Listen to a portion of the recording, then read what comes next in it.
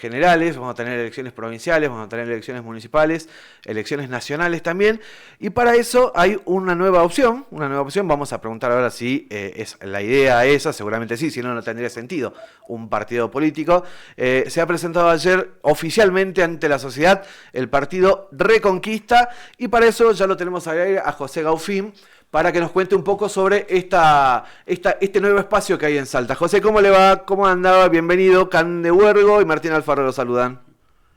¿Qué tal, Cande? ¿Qué tal, Martín? ¿Cómo están? Un gusto estar con ustedes. Muy bien, con ganas de que llegue más rápido todavía el fin de semana, José.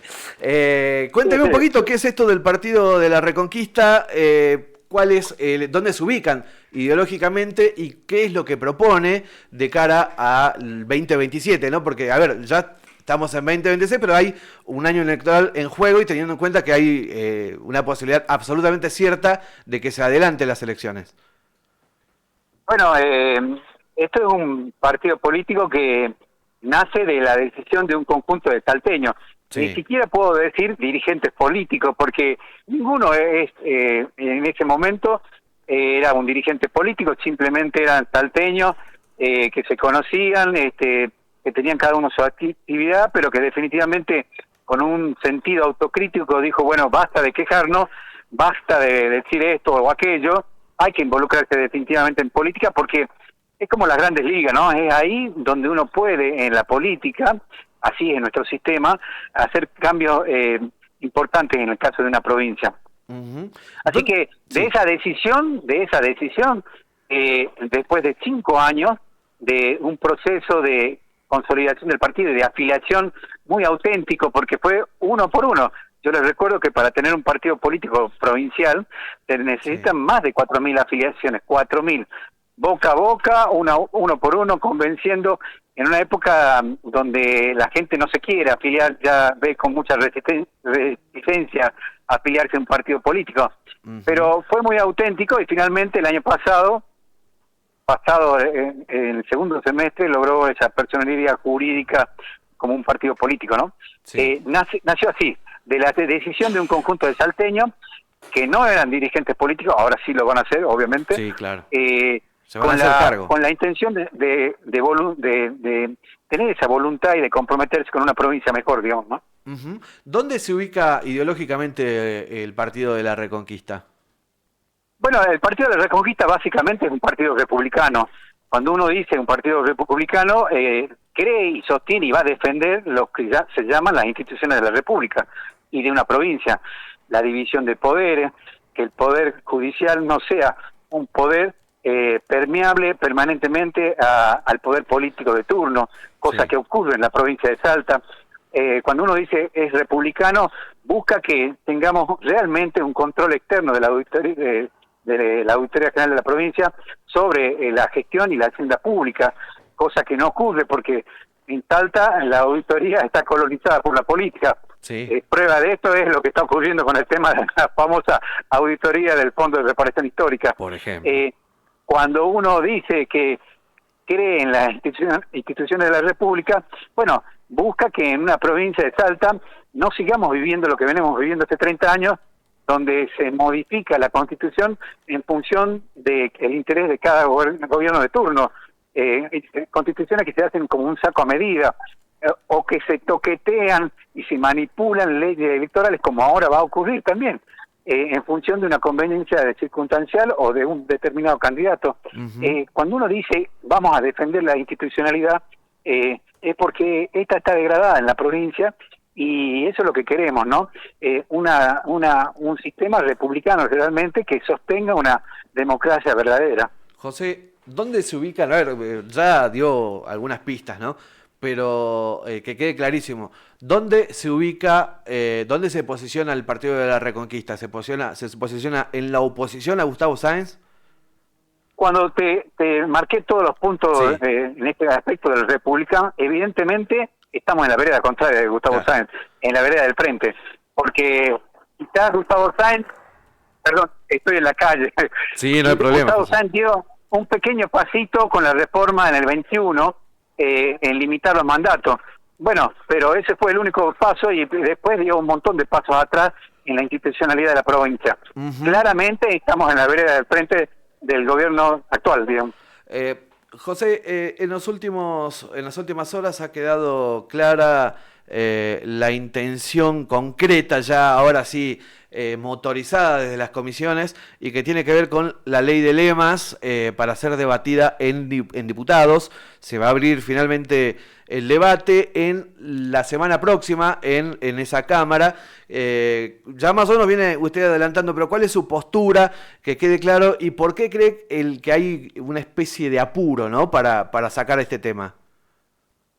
Usted sabe que en la provincia ya tuvimos ley de lema, sí, en la década del 90, la hemos sufrido realmente porque la gente en definitiva no sabe a quién está votando.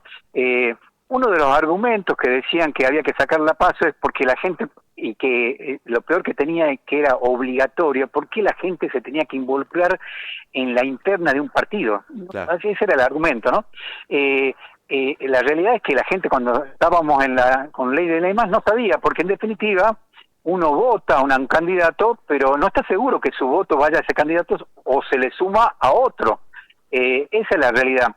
Es una ley que dirime una cuestión interna de un partido en una elección general, sí, engañando en definitiva al electorado. Después de mucho sufrirla y en un consenso y en un diálogo político entre los partidos políticos, finalmente se fundó un acuerdo y se derogó la ley de lema con un acuerdo político entre todos los partidos a través de un diálogo sincero. Hoy en día, el diálogo político que tiene que primar en una modificación de una ley tan importante como es la ley electoral es cambiar las reglas del juego, digamos, de cómo se van a elegir los que van a gobernar una provincia. Tiene que surgir de un diálogo electoral. Acá ni diálogo electoral, simplemente mandan el proyecto, saben que tienen el número, le importa 3 pepinos y lo van a imponer. Claro. Si el debate, sí, podremos debatir en la Cámara, podemos argumentar, pero ya sabemos el resultado. Sí. Ni siquiera el decoro de decir, bueno, vamos a hacer un proceso de diálogo electoral previo. Claramente yo creo que en esto Gustavo Sáenz deja esa imagen de guitarrero y va a pasar a la historia como el gran estafador electoral de Salta, porque la ley de lema es una verdadera estafa electoral. Es efectivamente.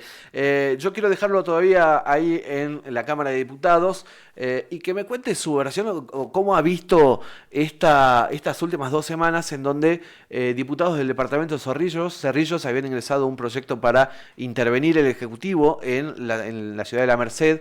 Pero parece que por arreglos en otro lado, que no es la cuestión legislativa, que no fue en la legislatura, dejaron que siga, ¿no? El intendente Javier Guayar. ¿Qué ha podido ver, José, en estos días, en esa legislatura y en este marco de proyecto?